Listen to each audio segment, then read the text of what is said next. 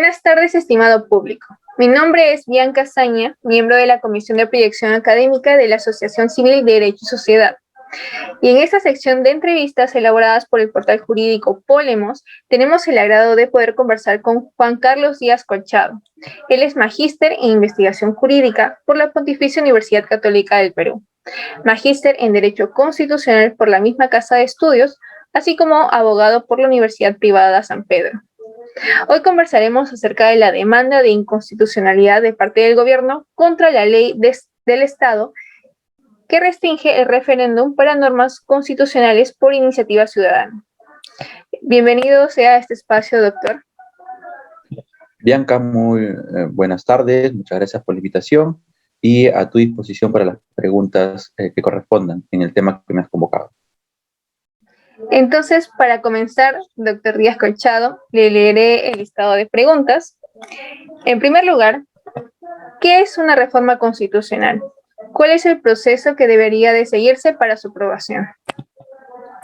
Una reforma constitucional significa que se van a realizar modificaciones al texto de la Constitución vigente. Estas modificaciones pueden ser parciales e incluso puede haber una modificación total de la Constitución. Pero esto no significa un cambio o una sustitución de la Constitución. Para aprobar reformas, sean totales o parciales, debe seguirse el procedimiento que establece el artículo 206 de la vigente Constitución de 1993. Esta disposición constitucional contempla dos procedimientos alternativos para viabilizar una reforma total o parcial de la Constitución vigente.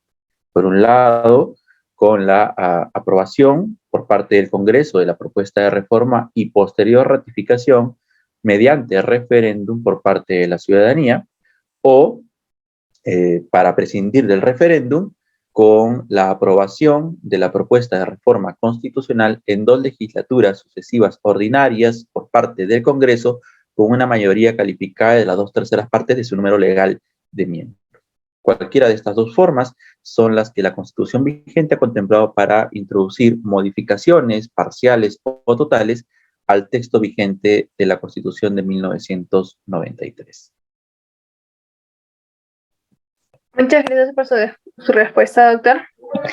En segundo lugar, con respecto a la ley que plantea una restricción al referéndum para reformas constitucionales por iniciativa ciudadana, ¿resulta necesaria la aprobación del Congreso? ¿Qué tan viable resulta esa propuesta planteada por el Parlamento? Bueno, en principio creo que hay que ver, ¿no? Lo que se está aprobando por insistencia por parte del Congreso. Ustedes pueden ver en pantalla, ¿no?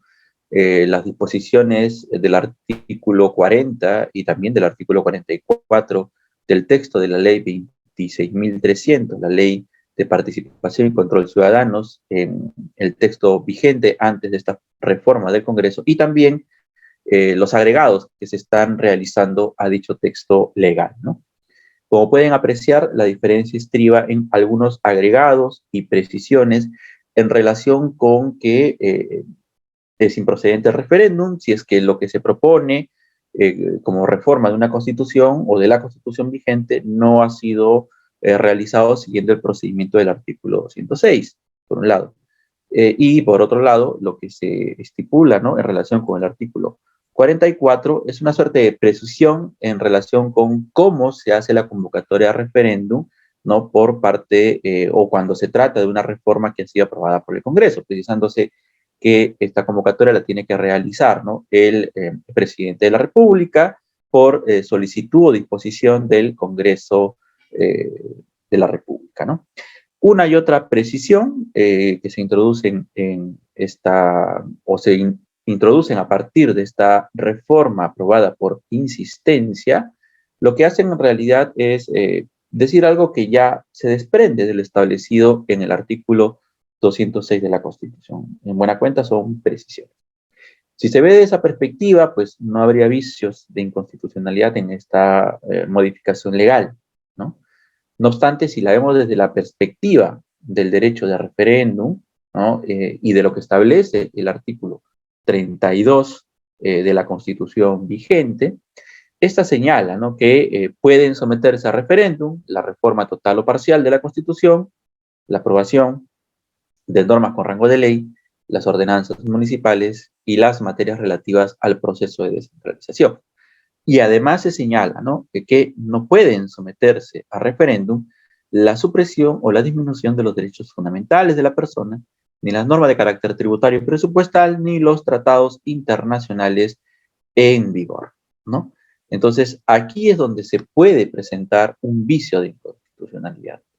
Y es que hay que tener en cuenta que la iniciativa aprobada tendría por objetivo, por finalidad política, ¿no?, impedir que se pueda someter a referéndum la consulta consistente en si la ciudadanía estaría de acuerdo o en desacuerdo con realizar un cambio de constitución a través de una asamblea constituyente, ¿no? Y esto, ¿por qué sería contrario en mi concepto o en la lectura que yo tengo, al menos, con el derecho de referéndum y el artículo 32? Porque esta disposición constitucional claramente establece qué materias no se pueden someter a referéndum. Cuando el último párrafo dice o establece que no se pueden someter a referéndum la supresión o disminución de derechos fundamentales, ni las normas de carácter tributario y presupuestal, ni los tratados internacionales en vigor. Con lo cual, todo lo que no está en esta lista cerrada de materias vedadas al referéndum, sí estarían permitidas. Entre ellos, ¿no?, la consulta de si es posible por parte de la ciudadanía el que se haga un cambio de la Constitución a través de una asamblea constituyente, ¿no? Entonces, ahí yo creo que habría sido un problema constitucional, ¿no? Si mediante esta reforma legal que se está introduciendo se pretendiera limitar la posibilidad de que vía referéndum se consulte a la ciudadanía si desea realizar o no un cambio de constitución mediante una asamblea constituyente, ¿no? Muchas gracias, doctor Díaz. En tercer lugar, el Consejo de Ministros indica que la mencionada ley vulnera el derecho a la participación política directa de la ciudadanía. ¿Está de acuerdo con que su aprobación vulneraría este derecho? Formalmente hablando, y si nos atenemos poco a la literalidad, ¿no?, y sistemática del texto legal que se está aprobando por insistencia por parte del Congreso, yo tendría la lectura de que no habría forma de limitar, ¿no?, que se pueda someter a referéndum eh, esta propuesta de hacer un cambio de constitución mediante una asamblea constituyente, en tanto que esta materia específicamente no está prohibida por el segundo párrafo del artículo 32 de la Constitución de 1993.